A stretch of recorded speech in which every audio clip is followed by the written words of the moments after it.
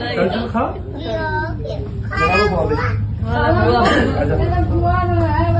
सारा कुछ आप खिलाओगी खाला बुआ आप तक नहीं खाना यार ਲੱਡੂ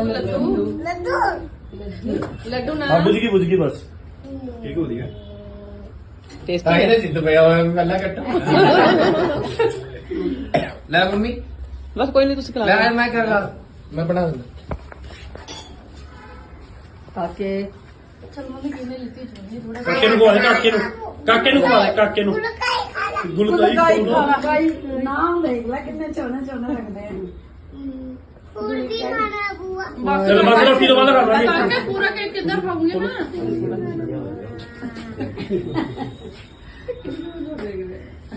ਲੈ ਖਾਊਗਾ ਗੁੱਗੂ ਅੱਛਾ ਇਹਨੇ ਤਾਂ ਬਸ ਦੋ ਮਿੰਟ ਕਰਨਾ ਕਿ Happy